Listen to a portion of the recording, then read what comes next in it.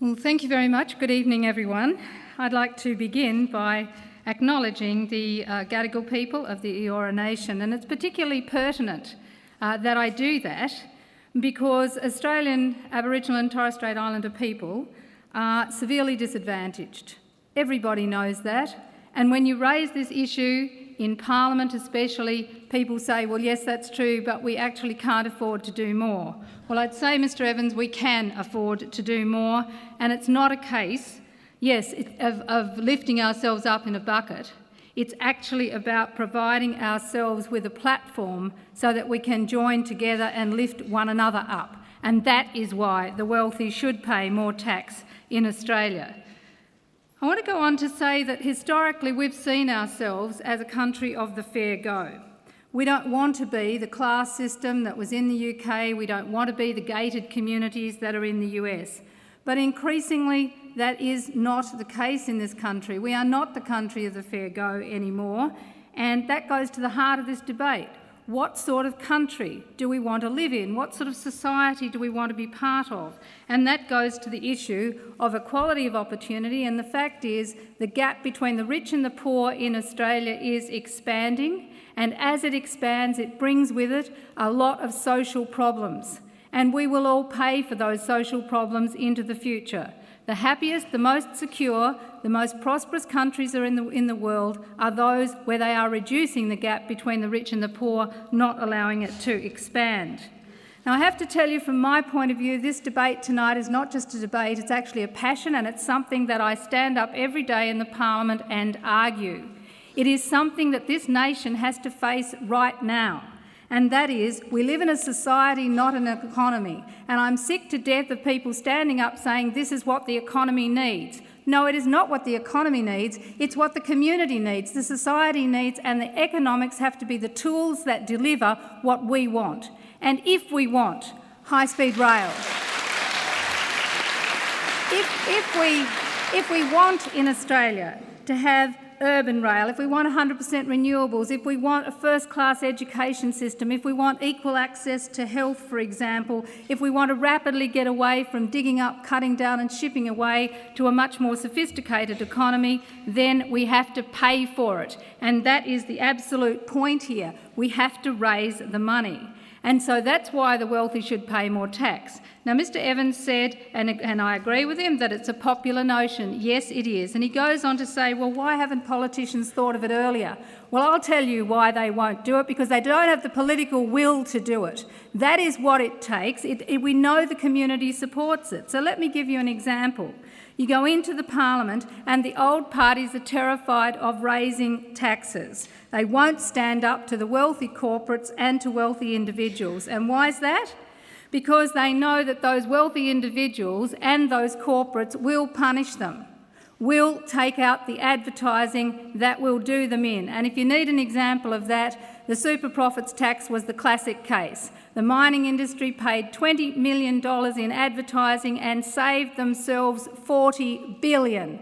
Not a bad return on that advertising. And that's why when the Greens went to the Gillard government and said we have to fix the mining tax, it's ridiculous that it has only raised $200 million and you've taken more out of the pockets of single parents than you've taken from the big miners. We've got to fix it. They say, no, we're not prepared to fix it. We can't withstand that again. Now, this goes to the heart of our democracy. Who is running the country?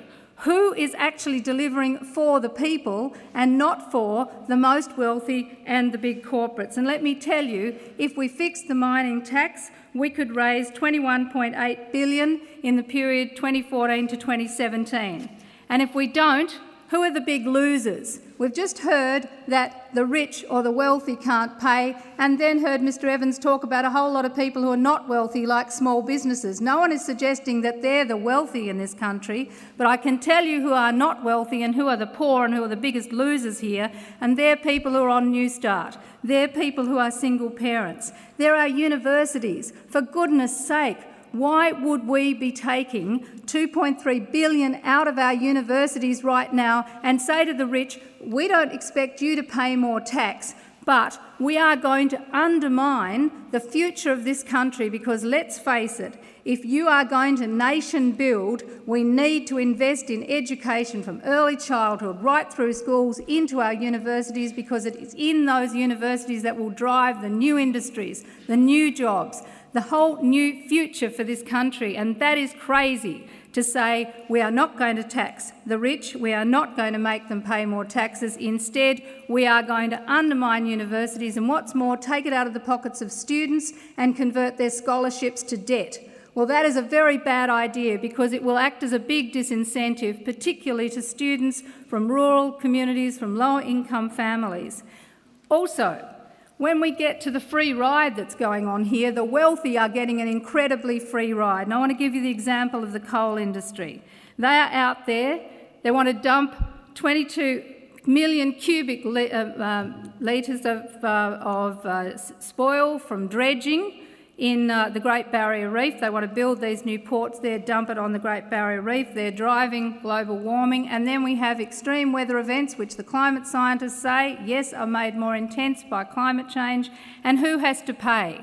The community pays with a levy, a flood levy. $6 billion into Queensland. So we've got privatising the profit and socialising the costs. And that is what's happening with addressing global warming. The companies that are driving it are not paying it. The community is paying with their lives and with everything that they're going to have to pick up in the longer term. And so that's why we have to get on and say we need transformation in the economy. We need to make sure those who can pay do pay.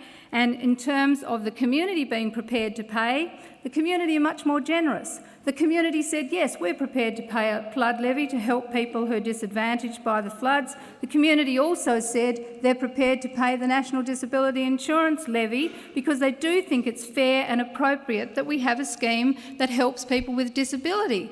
And so what we've got is a community saying to the political process, if this is justified, if this is fair, if this improves our community, we're prepared to pay for it. And yet you've got a political process, a political culture in the old parties in Australia that will not tax the wealthy. And that is where we are getting into really big problems. Let me go to the banks for a moment. The community came to the rescue of the 4 big banks, for goodness sake, in the global financial crisis. We stumped up and we said, as a community, we will guarantee the 4 big banks. We will do that. We will take all the risk as the community through the government. We will do that. And what have the 4 big banks done in return? Have they passed on the full interest rate cuts? Have they gotten rid of their ATM fees, which are unjustified? No, of course they have not done that.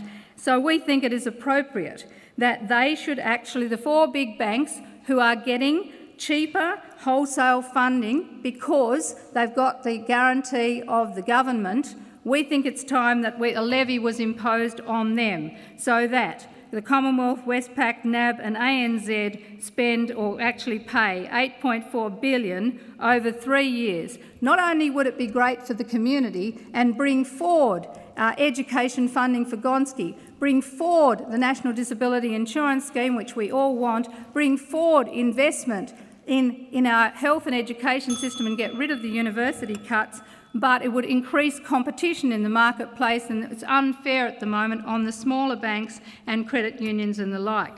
Now, what about the argument that if the big companies don't pay taxes, more taxes, then they will generate more jobs? No.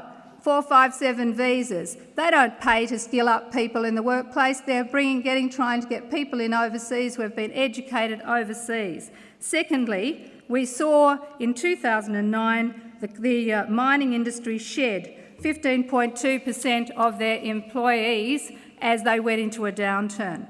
So finally, I want to say to you that the wealthy in Australia should pay more tax. We need it for nation building. We need it for health and education. We need it to reduce the inequality that we're experiencing and to have greater social harmony and happiness. We need it to look after the environment.